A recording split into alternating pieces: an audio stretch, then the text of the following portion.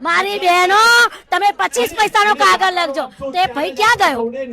એ ભાઈ તારા મકાનો તોડે છે ગરીબોના, તે ભાઈને દેખાતું નથી. તો જ્યારે મુખ્યમંત્રી નરેન્દ્ર મોદી અહીંના જ્યારે હતા ને ત્યારે મુખ્યમંત્રી જ્યારે અત્યારે પ્રધાનમંત્રી થઈને બેઠા છે એમણે એવું જ કહ્યું હતું, મારી બહેનો તમે 25 પૈસાનો કાગળ લખજો તે ભાઈ ક્યાં ગયો?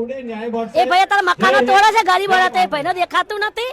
એટલી બધી મોંઘવારી વધી ગઈ છે કે બહેનોને ઘર ચલાવતા બી બહુ તકલીફ પડી રહી છે. શિક્ષણ એટલું બધું મોંઘું થઈ ગયું છે એટલે અમે તો અત્યારે એવું જ વિચારીએ છીએ કે હવે અમારે આ સરકાર બદલવાની જરૂર છે. આ મનોરેખા જે છે તમે જોયું છે એમાં કેટલું મોટું કૌભાંડ બહાર આવ્યું છે.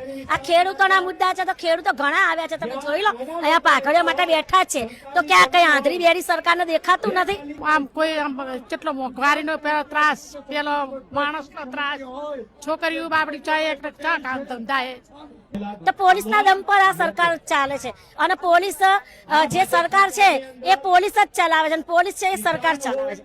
તરત જ પબ્લિકને અને વિપક્ષને આગળ વધવા જ દેતી નથી. કે વિશ્વનું સૌથી મોટું સ્ટેડિયમ અમદાવાદમાં બનાવવું, કોમનવેલ્થ ગેમ્સ જે છે અહીંયા રમાવાની છે. મોંઘવારી છે તો સ્ટેડિયમને ખાવાનું છે.